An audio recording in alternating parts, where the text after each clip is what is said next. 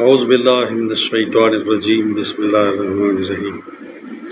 ایک اہم ترین مسئلہ ڈسکس کرنا ہے آپ سے، اور سمجھا کر کرنا ہے تاکہ جو ہے نوجوانوں کو سمجھ آئے۔ وہ یہ ہے کہ ایک لڑکا دوسرے لڑکے سے ایک لڑکا دوسرے لڑکے سے بدفعلی کرتا ہے، برا کام کرتا ہے، لواطا کرتا ہے، ٹھیک ہے؟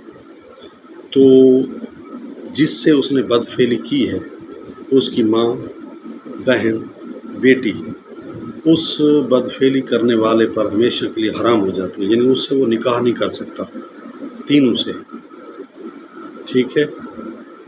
پھر سمجھیں، اگر سمجھ نہیں آئی تو میں دوبارہ آپ کو سمجھانا چاہتا ہوں کہ ایک لڑکے نے دوسرے لڑکے سے بدفعلی کی ہے، تو جس سے بدفعلی کی گئی ہے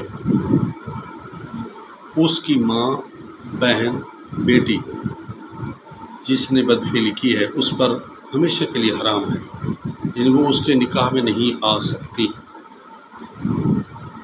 اگر انہوں نے نکاح کیا تو نکاح ثابت بھی نہیں ہے، ٹھیک ہے؟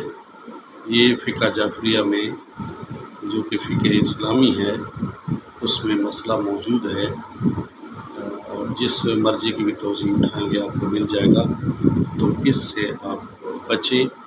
اور یہ جو فقہی مسائل ہیں یہ عوام تک پہنچانا لازم ہے تاکہ ہم جو ہے برے کاموں سے بچ سکیں اور ہماری نسل درست ہو، اور ہمارے یہ حلال کام کریں اور حرام سے دور رہیں۔